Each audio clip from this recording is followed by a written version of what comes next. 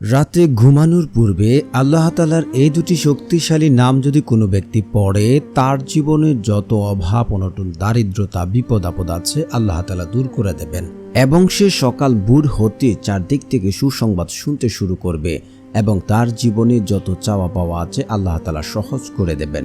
তার নেক আশা উদ্দেশ্য আল্লাহ তাআলা পূরণ করে দেবেন। তাই বলছি, যদি আপনি নিয়তটা ঠিক রেখে একিনের সাথে বিশ্বাস করে আমলটি করতে পারেন, আল্লাহর কসম করে বলতে পারি আপনার চাওয়া পাওয়া আল্লাহ তাআলা কবুল করবেন, পূর্ণ করবেন।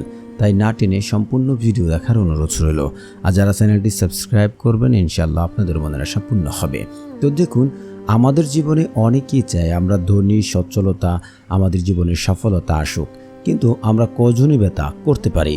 আল্লাহ তাআলা চাইলেই কিন্তু আমাদের ভাগ্য আমাদের প্রতি সহায় হতে পারে, কারণ আল্লাহর রহম ছাড়া কখনোই আমাদের ভাগ্য কখনোই সফল হবে না। কারণ আল্লাহ তাআলাই আমাদের রিজিক বন্টন করে থাকেন, আল্লাহ তাআলাই আমাদের অভাব অনটন বিপদ আপদ দিয়ে থাকেন, পরীক্ষা করেন। কিন্তু আল্লাহ সুবহানাহু তাআলা আমাদের যেমন ভাগ্য নির্ধারণ করে দিয়েছেন, তেমনি আমরা কিন্তু আমাদের কিছু পাপের জন্য আমাদের রিজিকটা সংকট করে ফেলি।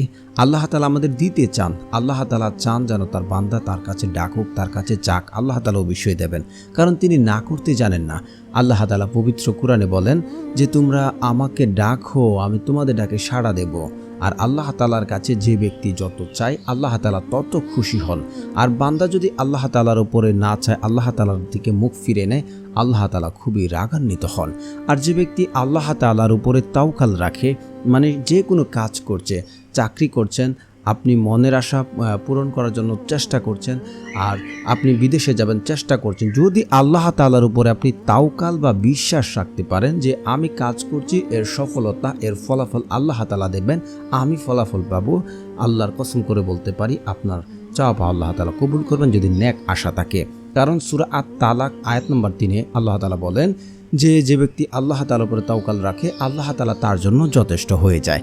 আর আল্লাহ তাআলা কারোর জন্য যদি যথেষ্ট হয়ে যায়, সে ব্যক্তি কল্পনা করতে পারবে না তার জীবনের অভাব অনটন রিজিকের ব্যবস্থা এমন জায়গা থেকে হচ্ছে যা সে কোনোদিন কল্পনা করেনি। আল্লাহ তাআলা তাকে এমনভাবে দিচ্ছেন যা সে অবাক হয়ে যাবে যে আল্লাহ তাআলা তাকে 2 হাত ভরে দিচ্ছে। আর আপনারা যদি এখন অভাব দারিদ্রতা বিপদ আপদের মধ্যে থাকেন, কখনো হতাশ হবেন না। শীঘ্রই আল্লাহ সুবহানাহু তাআলার রহম আপনার দুয়ারে আসবে, আল্লাহ তাআলা আপনাকে দেবে, আল্লাহ তাআলা আপনার আশাগুলো পূরণ করবে। যদি আপনি আল্লাহ তাআলার চাওয়া আল্লাহ তাআলার আহকাম হুকুম মেনে চলেন, ইনশাআল্লাহ আল্লাহ তাআলা কিন্তু আপনাকে দিতে বাধ্য। কারণ আল্লাহ তাআলার কাছে কোনো কিছু তো অভাব নেই, কিন্তু আমরা আমলের মতো চাওয়ার মতো চাইতে পারি না, যার ফলে আল্লাহ তাআলা আমাদেরকে তা দেন না। তো আমলের মাধ্যমে কোনো কিছুকে হাসিল করতে গেলে, কোনো কিছু চাওয়া পাওয়াকে আল্লাহ তাআলার কাছ থেকে আনতে গেলে আমাদেরকে কিছু শর্ত এবং নিয়ম মানতে হবে। যদি আল্লাহ তাআলার কাছে নিয়ম মেনে সঠিকভাবে চান, আল্লাহ তাআলা আপনাদেরকে দেবেন। তো আপনারা যখন রাত্রে ঘুমাবেন, এখন আমলটির নিয়ম আপনারা যেভাবে করবেন, রাত্রে যখন ঘুমাবেন উত্তম রূপে উজু করে আসবেন। রাত্রে যখন ঘুমাবেন উত্তম রূপে উজু করে আসবেন। উজু করে এসে আপনি 2 রাকাত নামাজ পড়তে পারেন, নফল নামাজ। আর নামাজের ক্ষেত্রে আপনারা এইভাবে পড়বেন, যখন আপনি নফল নামাজ পড়ছেন, সুবহানা রাব্বিয়াল আলা সুবহানা রাব্বিয়াল আলা সুবহানা রাব্বিয়াল আলা, যখন সিজদাতে বলছেন, তখন যে আপনি যে উদ্দেশ্যে, ধরুন আপনি বিদেশে যাবেন, একটা চাকরির দরকার, আপনি বেকার রয়েছেন, আপনার একটা কাজের সন্ধানের প্রয়োজন, তো ওই যে নামাজে যখন সুবহানা রাব্বিয়াল আলা আপনি পড়ছেন, তখন ওই সময় আপনি আল্লাহ তাআলার কাছে আপনার চাওয়া পাওয়াগুলো চেয়ে নেবেন। এটা শুধু নফল নামাজের ক্ষেত্রে, আপনি ফরজ নামাজে এ কাজ করবেন না। তো আপনি সেজদারত অবস্থায় যখন আল্লাহ তাআলার কাছে বলবেন, কারণ সেজদারত অবস্থায় আল্লাহ তাআলার কাছে কাছে আপনি থাকেন, আর তখন আল্লাহ তাআলার কাছে দোয়া করলে সে দোয়া আরও দ্রুত কবুল হয়ে যায়। তো প্রথমত আপনি সেজদা অবস্থায় আল্লাহ তাআলার কাছে আপনার চাওয়া পাওয়ার কথাগুলি বলবেন। তারপরে হচ্ছে আপনি যখন নামাজ শেষ করবেন, নামাজে বসে আপনি সুবহানাল্লাহ, আলহামদুলিল্লাহ, লা ইলাহা ইল্লাল্লাহ, এই জিকিরগুলো আপনারা 100 বার করে পড়বেন। এই জিকিরগুলো অত্যন্ত গুরুত্বপূর্ণ এবং ফজিলতপূর্ণ, আপনারা জিকিরগুলো করবেন। তারপরে হচ্ছে আপনি বসে বসে ইস্তিগফার পড়বেন। ইস্তিগফারের এত ফজিলত ভাই আমি বর্ণনা করে শেষ করতে পারবো না। আপনারা আবু দাউদের হাদিসে আছে, আপনারা দেখতে পারেন, যে ব্যক্তি ইস্তিগফার পড়ে আল্লাহ তাআলা তার জীবনের অভাব দারিদ্রতা বিপদ আপদ স্টিল নাও এখনও যদি কোনো কিছু তাকে আল্লাহ তাআলা দূর করে দেন। যদি সে দুনিয়াতে এমন কোনো বিপদে পড়ে গেছে যে বিপদ থেকে উদ্ধার হতে কোনো পথ বা কোনো পদ্ধতি সে খুঁজে পাচ্ছেন না, আল্লাহ তাআলা কুদরতিভাবে তার সে পথ দেখাইয়া দেন, সুবহানাল্লাহ। এবং ওই ব্যক্তির এমন জায়গায় এমন উৎস থেকে রিজিকের সন্ধান দেন যা সে কোনোদিন কল্পনা করেনি। কিন্তু আমরা অনেকেই হয়তো ইস্তিগফার পড়তে ভুলে যাই, আমরা অনেকে ভুলভাবে ইস্তিগফার করি, আস্তাগফিরুল্লাহ পড়তে থাকি, কাজ হবে না। আপনারা পড়বেন আস্তাগফিরুল্লাহ, আস্তাগফিরুল্লাহ, আস্তাগফিরুল্লাহ, আস্তাগফিরুল্লাহ। আপনারা এইভাবে 100 বার বা 21 বার আপনার যতটুকু ভালো লাগে ইস্তিগফার পড়লে কিন্তু অনেক ভালো, আপনার গুনাহ ক্ষমা হবে। তো যেহেতু আমল করছেন আপনারা 11 বার বা 21 বার আপনি পড়তে পারেন। তারপরে হচ্ছে আপনারা অবশ্যই রাসূল সাল্লাল্লাহু আলাইহি ওয়াসাল্লামের উপরে দুরূদ শরীফ পড়বেন, কারণ দুরূদবিহীন দোয়া কবুল করা হবে না, সেটা আসমানে গিয়ে ঝুলন্ত অবস্থায় থাকে। তো অনেকেই দোয়া করেন যারা দুরূদ পড়েন না, সেই দোয়া কিন্তু কবুল হয় না, সেটা আসমানে গিয়ে ঝুলন্ত অবস্থায় থাকবে। তো দুরূদ ইব্রাহিম আপনারা যারা পারেন আমার সাথে সাথে পড়তে পারেন, শুনলে হয়ে যাবে ইনশাআল্লাহ।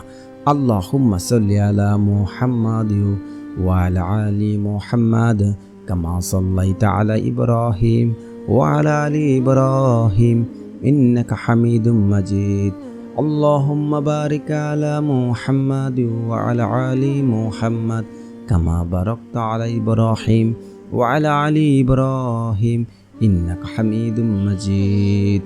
তারপরে হচ্ছে আপনারা অবশ্যই যারা ঋণগ্রস্ত আছেন, ঋণ পরিশোধ করতে পারছেন না, ঋণের কারণে চারদিক থেকে আপনি শান্তিতে ঘুমাতে পারেন না, ঋণের বোঝার কারণে আপনি ঠিকমতো ঘুমাতে পারেন না, কোথাও যেতে পারেন না, যদি পাহাড় সম পরিমাণ ঋণ হয়ে যায়, যদি আপনি ঋণ পরিশোধ করতে অপারগ হয়ে যান, কোনো কিছু নিয়ে ঋণ পরিশোধ করতে পারছেন না, তাহলে এই দোয়াটা আপনার জন্য কাজে আসবে। আপনি 7 বার পড়বেন, আল্লাহুম্মা কফিনি বিহালালিকা ওয়ান হারামিকা ওয়াগনিনি বিফাদলিকা আম্মান সিওয়াক। তারপরে হচ্ছে আপনারা একবার সূরা ফাতিহা পড়বেন, সূরা ইখলাস আপনারা 3 বার পড়বেন। তারপর আল্লাহ তাআলার এই দুটি শক্তিশালী নাম আপনারা অবশ্যই 21 বার পড়ে নেবেন।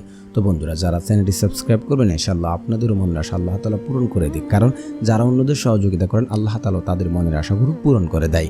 আল্লাহ সুবহানাহু ওয়া তাআলা সেই শক্তিশালী নামটি হচ্ছে ইয়া রাজ্জাকু, ইয়া রাজ্জাকু, ইয়া রাজ্জাকু। তারপর আল্লাহ তাআলার এই শক্তিশালী নামটি আপনারা পড়ে নেবেন, ইয়া আল্লাহু, ইয়া আল্লাহু, ইয়া আল্লাহু। এটাকে ইসমে আজম বলা হয়। আর ইসমে আজম পড়ে যখন ডাকেন কোনো বান্দা, আল্লাহ তাআলা কখনোই না করতে পারেন না, সাথে সাথে দোয়া কবুল করেন। তারপর 2 হাত তুলবেন, আল্লাহ তাআলার কাছে পূর্বে পাপের জন্য লজ্জিত হয়ে অনুতপ্ত হয়ে আল্লাহ তাআলার কাছে যদি দোয়া করেন, আর আপনি নিজে সিউরিটি হতে পারেন যে আমার দোয়া আল্লাহ তাআলা শুনছেন, আমার দোয়া কবুল করবেন, 100% নিশ্চিত থাকতে পারেন আপনার দোয়া কবুল হবে। কারণ হাদিসে আছে, বান্দা আল্লাহর প্রতি যেমন ধারণা রাখেন আল্লাহ ঠিক তার সাথে তেমন আচরণ করে থাকেন। অবশ্যই ইয়াকিন এবং বিশ্বাস রেখে আমল করতে হবে। এবং আপনাকে শুধু আমল করলে পাবেন তেমন নয়, আপনাকে অবশ্যই আপনার কাজ করতে হবে, আমল একটি ওসিলা মাত্র। তো যদি শর্ত ঠিক থাকে, হালাল খাবার খেতে হবে, 5 ওয়াক্ত নামাজ আদায় করতে হবে, পিতামাতার অবাধ্য সন্তানের দোয়া আল্লাহ তাআলা কবুল করেন না, এবং আত্মীয় সম্পর্ক চিহ্নিতকারী দোয়া আল্লাহ তাআলা কবুল করেন না। যদি এই সকল কিছু ঠিক থাকে, ইনশাআল্লাহ আশা করা যায় আল্লাহ সুবহানাহু ওয়া তাআলা আমাদের মনের আশাগুলো পূরণ করবেন।